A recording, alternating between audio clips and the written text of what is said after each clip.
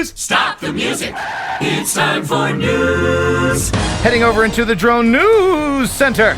The Drone News-sphere. Ladies and gentlemen, he knows everything about the industry. It's Jeff Sills. What's happening, buddy? Well, good stuff. Lots of news, kind of scattered across the thing. New technology, new drones. So we'll get into it. All right. The first one, a university in Zurich has come up with a new approach using AI and drones that can fly very fast. Quadrotors are very agile. Unlike most other mobile robots, they can traverse extremely complex environments at high speeds. To date, only expert human pilots can fly at these speeds, where even a tiny error can lead to a crash. By combining deep learning with optimal control, we present an approach enabling autonomous agile flight with onboard sensing and computation. We demonstrate it in many environments like forests, disaster zones, and buildings. High-speed navigation in these environments is challenging for existing algorithms. Our drone can fly at speeds up to 40 kilometers per hour. The key idea to achieve such agility is to directly map noisy sensory observations to collision-free trajectories towards the goal. In simulation, the position and shape of obstacles and the state of the drone can be known with up to millimeter precision.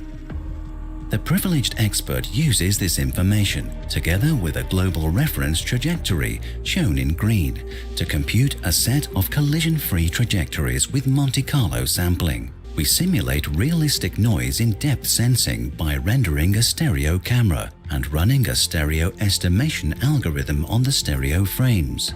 This allows deploying the network on a physical drone without any fine-tuning on real-world data.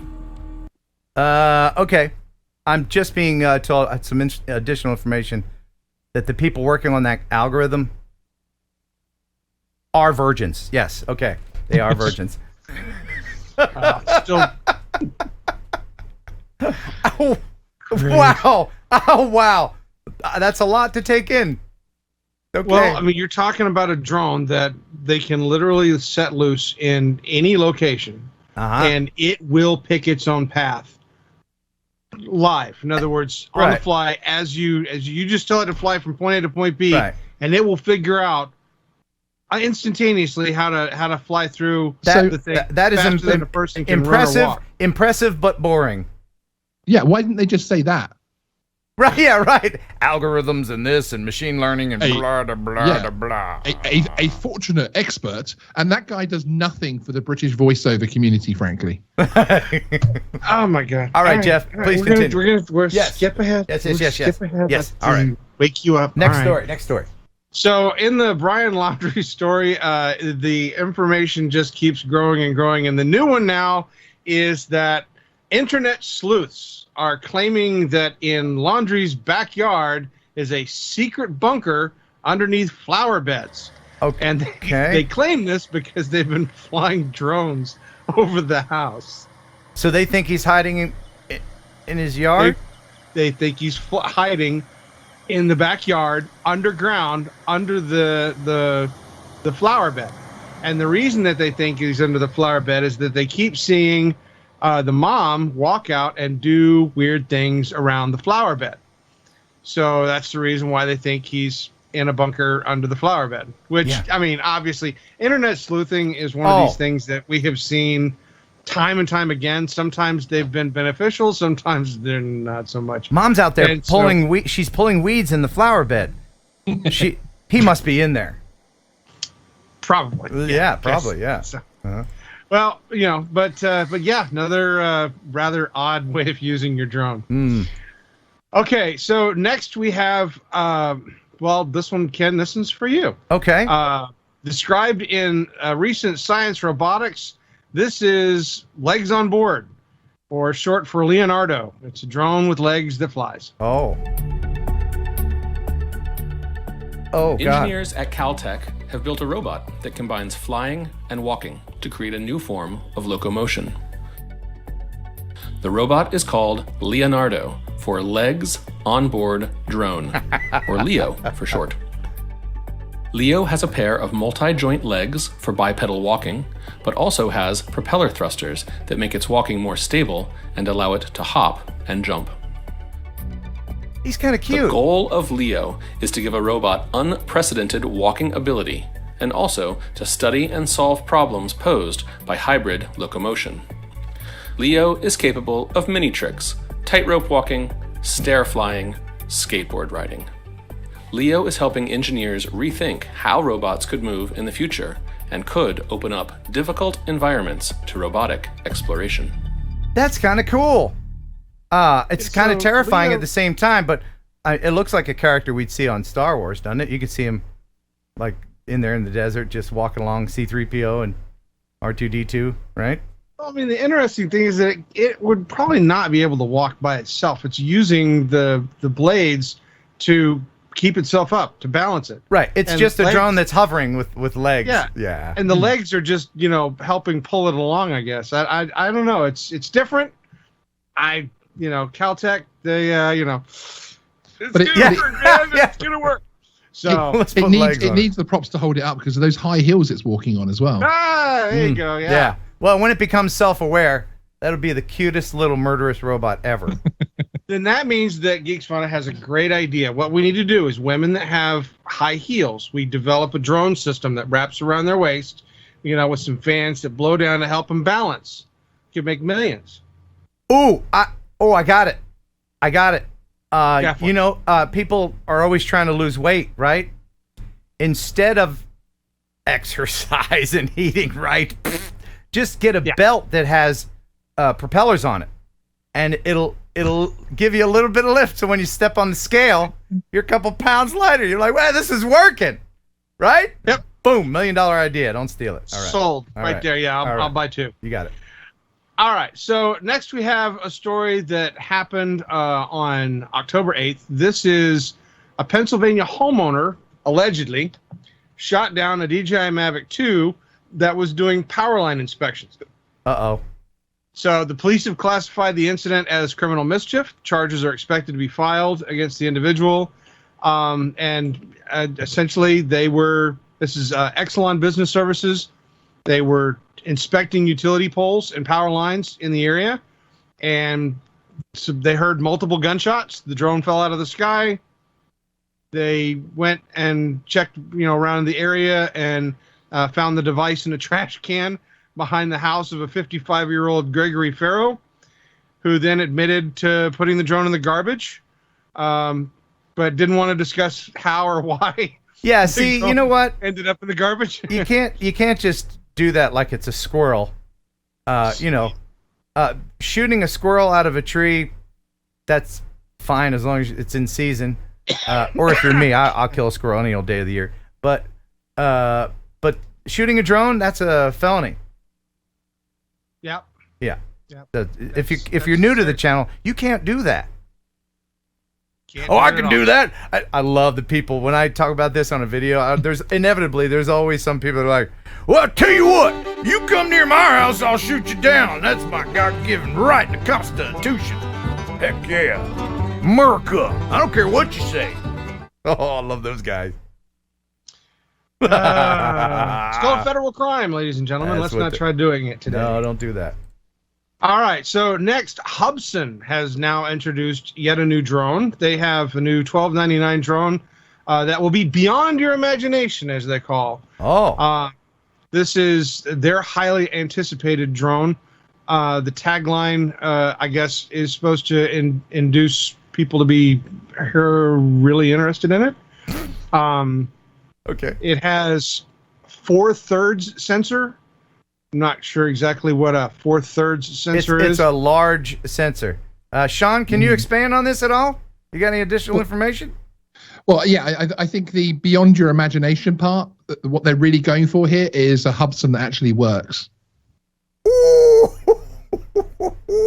that's gonna leave a mark. Burn. That's gonna leave a mark. Yeah. Mm. Yeah.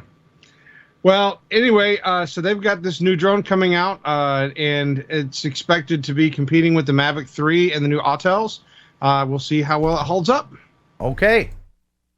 Next in the news, we have information. The police departments in Devon and Cornwall have begun a trial using the M300 RTK drone, but they're using it with a loudspeaker. Okay.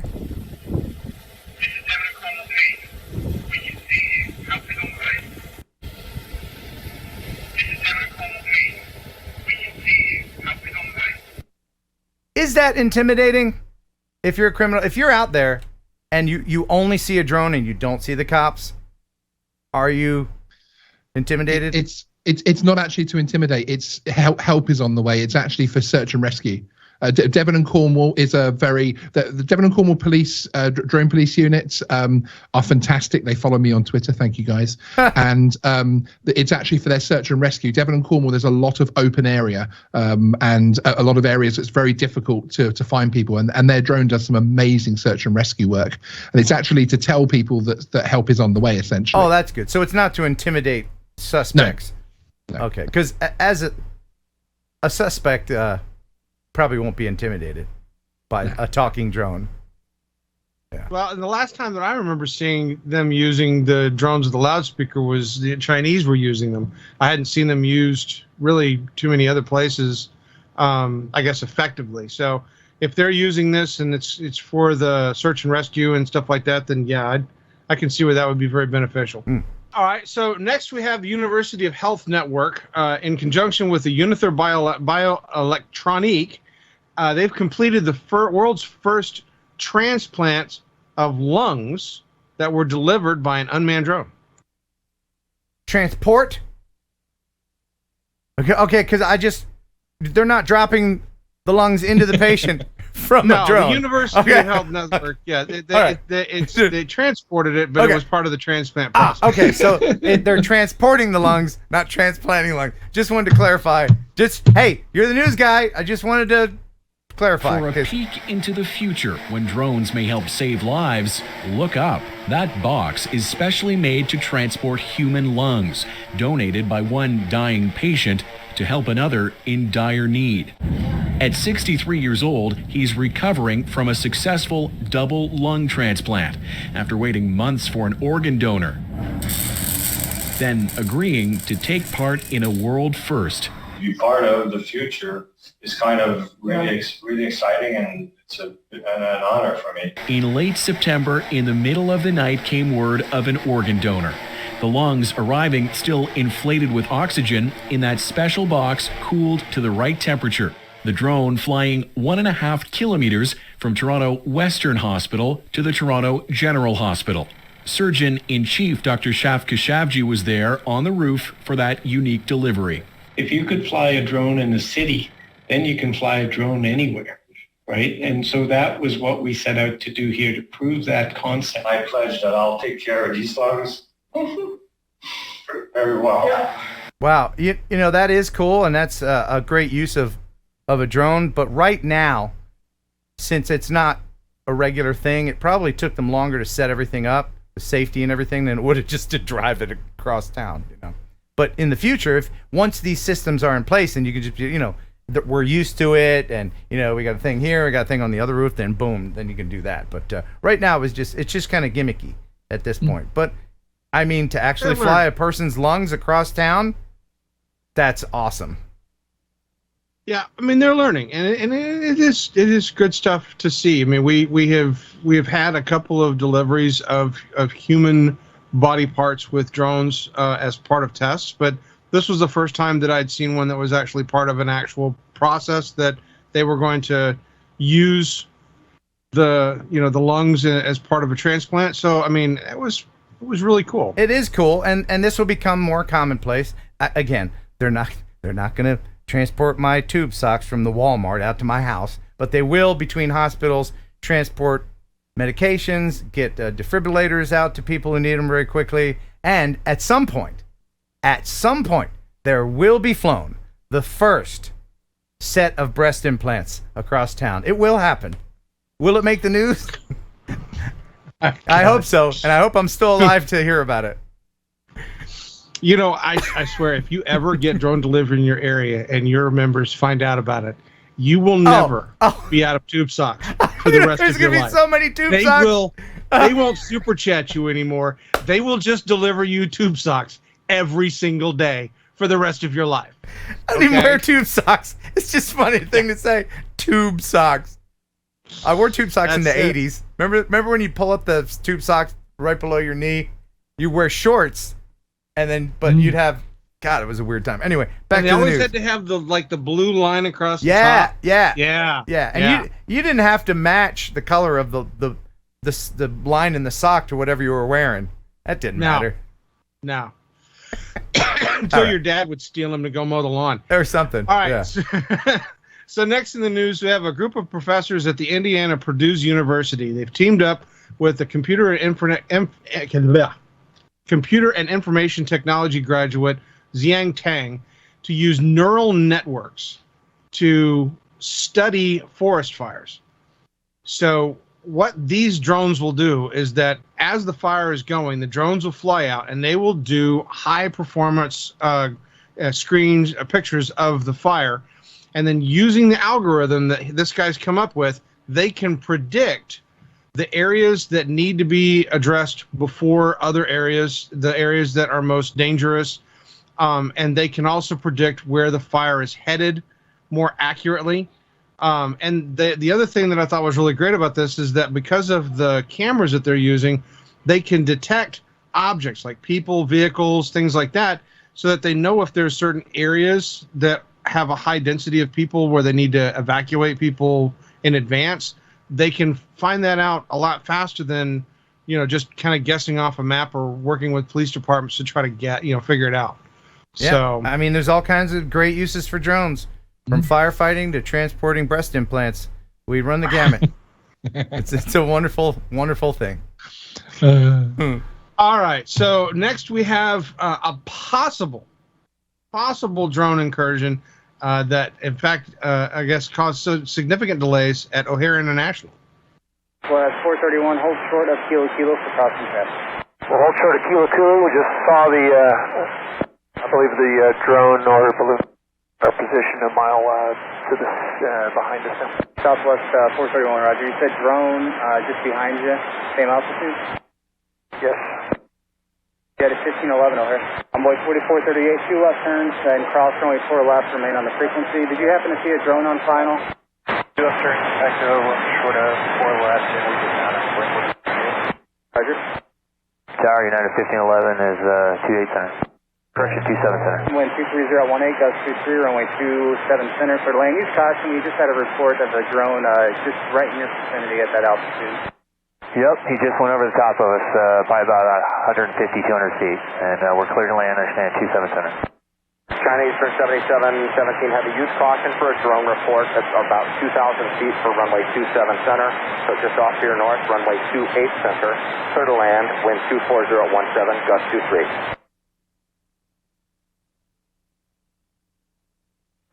Jet 7619 over tower, wind 240 at 20, runway 27 center, clear to land. Use caution, we had drone reported activity about a mile ahead of your position, around 2,100 feet. The size of the drone was less than 3 feet in silver in color. And please report back if you do see it. Okay, we'll let you know. Thanks, Jazz. 7619, clear to land 27 center.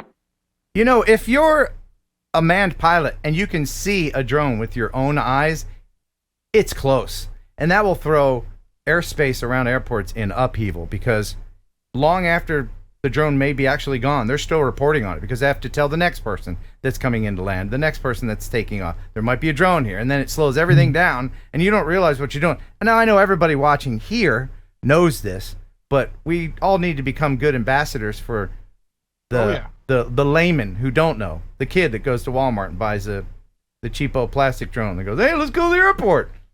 And then in that video, that was the one thing that I thought was the most pronounced for me, was the first guy reports the drone. And so they are looking at all the inbound aircraft and they're asking them if they've seen the drone. And it's not the second plane, but the third plane's like, yeah, it just went right over the top of us. Yeah. I'm like, wow, okay. That's okay. Yeah. That's close. Yeah. So just, if you see anybody behaving irresponsibly with their drone, please try to educate them. All right. So next we have in the news the in California, kelp forests are one of the most precious coastal habitats that they have. These are very important to the ecosystems there. And for the third year in a row, Vienna Sacamano and her team were using drones to survey kelp sites along the Mendocino and Sonoma County coastlines. And we were basically surveying open water. There was just no kelp, little to no kelp.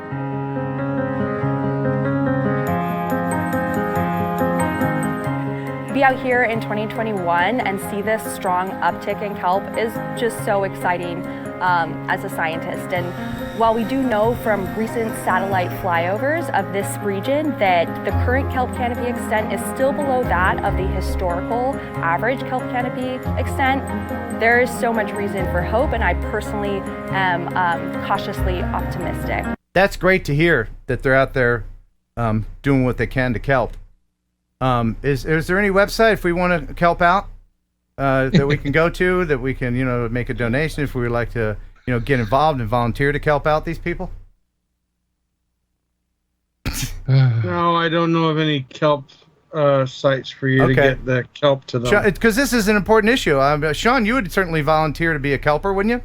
I would always kelp out whenever I could. Right. And you live near Liverpool, don't you? Isn't that where that song Kelp by the Beatles came out? Kelp, I need somebody. Kelp, not Kelp. just anybody. Okay.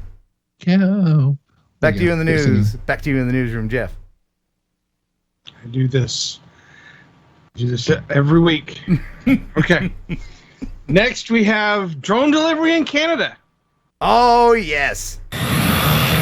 For Drone Delivery Canada, RPS arm, unclear for takeoff. Business is on the rise. We have a fleet of 4 drones. The smallest drone is still a very large drone compared to a consumer drone, carrying 4.5 kilograms up to 30 kilometers. And then our largest drone is the Condor, which is 180 kilograms of payload, 200-kilometer range. And these drones can be used to move cargo in a number of scenarios. They could be medical applications within an urban center. You want to move blood tests around, you want to move blood around, you want to move organs around.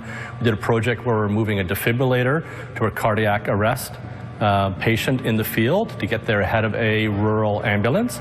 It could also be industrial applications like mining, oil and gas, where you're moving parts around an open pit mine, or you're flying out to an oil rig at sea. The system designed by Drone Delivery Canada allows for the movement of goods to areas that are hard to reach by truck, train, or plane. Flights around the globe can be monitored from inside their command center in Vaughan. The system runs unmanned automatically, but our operators will monitor the project, and if they need to intervene in case of a local emergency or some macro weather factor or another airplane having an emergency, we can take control of our drone fleet. And I'm 100% sure you'll see drones doing cargo deliveries in urban centers, and one day in our lifetime you'll see driverless flying taxis as well. So this is all going to happen within our next few years for sure. That is awesome, and I like to see yes, I know. I like to see advances being made, but let me just go ahead and throw this out there to news agencies, local news, national news that would be reporting on drones from now on. We can stop with the puns. Stop it. Hey, drone deliveries are on the rise. This drone delivery business is looking up. Stop it. Can I say 2 things about that story? Yes.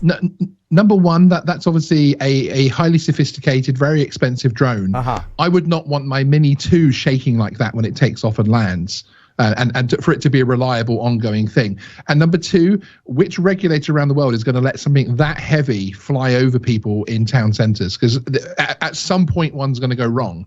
And I think they're trying to go too big. They're trying to say, hey, this is the greatest delivery drone for medical reasons because it can have twice the payload of anything else. Which, speed with medic is just as important. I know what you're saying, but these large companies that are putting these unique drones together, they do a lot of testing and research, certainly, but it's the knuckleheads that down at Larry's Meet and Eat that get a Phantom 4 and they go, hey, we're doing deliveries in our neighborhood, and they tie a bag on a string to it, and it's like those are the guys I got to worry about. I just didn't like the shake. It did shake a little bit. Yeah. All right, so next in the news, in Europe, the United States Army has gotten a chance to test out their new short-range air defense system called SHORAD. This is a missile system that is actually mounted on Stryker assault vehicles. Ooh. And these Stryker assault vehicles are fairly common in the military. So having a lot of these around would be useful. And this was developed out of concerns of countries like Russia and others that are developing their own drones that they can fly around and use for search and surveys and et cetera. And so because drones are now becoming more weaponized globally, having a system that fits onto one of the most common vehicles that the military uses that still has the ability to knock these drones out of the sky accurately is a what is it, Ken? Oh, well, it's a force multiplier. Yeah, it's a force multiplier. Yes, a force multiplier. Yes, absolutely. It multiplies the forces. Yes. Yeah. Absolutely. Yeah. And when you go to these military expos, there's always the guys, everybody there in camo knows the words force and or multiplier. You'll hear that a lot. No matter what it is. No matter what it is. If they've got this, we got this new camouflage tape, soldier. And when you put this tape on your gun, it just blends in. It's the best camouflage duct tape ever. It's a force multiplier. Everything is a force multiplier. Everything. Yeah. Well, military drones aside, the final story that I have for you guys is what happens with a military drone that goes missing and gets found by kids. Uh-oh. These children are not playing with a toy, but a very sophisticated and deadly target drone. This is the remnant of a Megid Banshee drone that had reportedly been test-fired from Missile Testing Center in Chandipur of Balasore district. As per reports, it was found by fishermen in Talapadahi village situated near the testing center. The fishermen then brought it back with them to the village, and now it has become a toy aircraft in the hands of the children.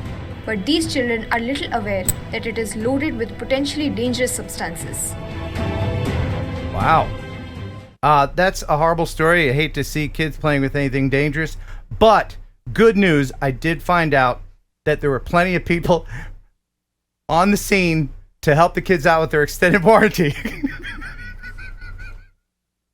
So, it's not generalizing if it's true. I am sorry. I apologize to everybody who's offended by that. But Steve is going to help you out with your extended warranty on your lost target drone.